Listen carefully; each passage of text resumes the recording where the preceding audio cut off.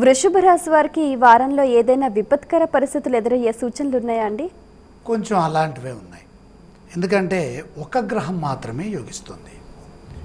కేతువు విశేషంగా యోగించేటటువంటి స్థానాల్లో దశమ స్థానం, ఈ దశమ స్థానగతుడైన కేతువు మాత్రమే యోగిస్తూ ఇతర గ్రహాలు ఏవి సహకరించినటువంటి స్థానాల్లో ఉన్నాయి. పరస్పరం సహకరించుకుంటూ ముందుకు సాగాలి. అధికారులతో సమస్యలు రాకుండా చూసుకోవాలి.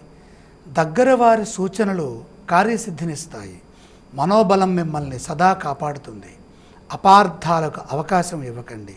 బంధుమిత్రుల నుండి మిశ్రమ స్పందన ఉంటుంది. ఆర్థికంగా పర్వాలేదన్నట్లుగా ఉంటుంది. ఆరోగ్యం కాపాడుకోవాలి. వారాంతంలో మేలు కలుగుతుంది. ఈ రాశి వారు పఠించవలసిన స్తోత్రాలు ఏవండి? శ్రీ లక్ష్మీదేవిని ధ్యానిస్తే అంతా శుభమే జరుగుతుంది.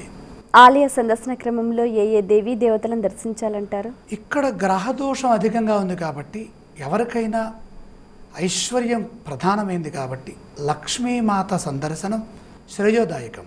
ఈ రాశి వారు చేయవలసిన దానాలు ఏవండి? ఇక్కడ 8 గ్రహాల దోషస్థానంలో ఉన్నాయి కాబట్టి నవధాన్యం తీసుకెళ్ళి అగ్నిలో వేసి నమస్కారం చేసుకుంటే సాయిబాబా వారి కటాక్షంతో గ్రహదోషం దూరం అవుతుంది.